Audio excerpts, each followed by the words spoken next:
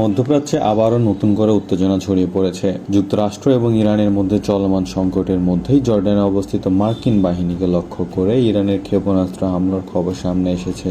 যুক্তরাষ্ট্রের দাবি, হামলায় নিক্ষেপ করা সব ব্যালিস্টিক ক্ষেপণাস্ত্র প্রতিরক্ষা ব্যবস্থা দিয়ে ভূপাতিত করা হয়েছে।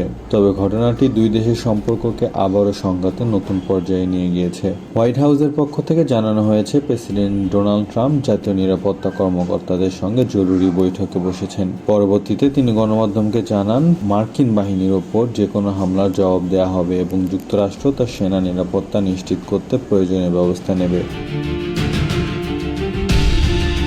এর আগে কয়েক দফা মধ্যস্থতার মাধ্যমে যুদ্ধবিরতি এবং নতুন আলোচনার সম্ভাবনা তৈরি হলেও সর্বশেষ এই হামলার পর সেই প্রচেষ্টা বড় ধাক্কা খেয়েছে। বিশ্লেষকদের মতে, সামরিক উত্তেজনা আবারও বেড়ে যাওয়ায় কূটনৈতিক সমাধানের পথ আরও কঠিন হয়ে উঠেছে। অন্যদিকে ইরানের পক্ষ থেকে অভিযোগ করা হয়েছে, অঞ্চলে যুক্তরাষ্ট্রের সামরিক উপস্থিতি এবং সাম্প্রতিক অভিযানের পরিস্থিতিকে আরও অস্থিতিশীল করে তুলছে। তেহরান তাদের অবস্থান থেকে সরে আসার কোনো ইঙ্গিত দেয়নি। ফলে দুই পক্ষের বক্তব্যেই আপোষের পরিবর্তে কঠোর অবস্থানই বেশি স্পষ্ট হয়ে উঠেছে।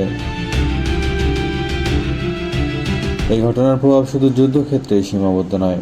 মধ্যপ্রাচ্যের নতুন সংঘাতের আশঙ্কায় আন্তর্জাতিক বাজারে তেলের দাম দ্রুত বেড়েছে এবং শেয়ার বাজারেও নেতিবাচক প্রতিক্রিয়া দেখা গেছে। কারণ বিনিয়োগকারীরা আশঙ্কা করছেন, পরিস্থিতি আরও খারাপ হলে হরমুজ প্রণালী সহ গুরুত্বপূর্ণ জ্বালানি সরবরাহ রুটগুলো ঝুঁকির মধ্যে পড়তে পারে। এদিকে যুক্তরাষ্ট্র এবং সৌদি আরবের বাহিনী ইরান সমর্থিত সশস্ত্র গোষ্ঠীগুলোর অবস্থানে নতুন বিমান হামলা চালিয়েছে বলেও একটি আন্তর্জাতিক সংবাদ মাধ্যম জানিয়েছে। যদিও এসব অভিযানের পূর্ণাঙ্গ ক্ষয়ক্ষতির তথ্য এখনো প্রকাশ করা হয়নি।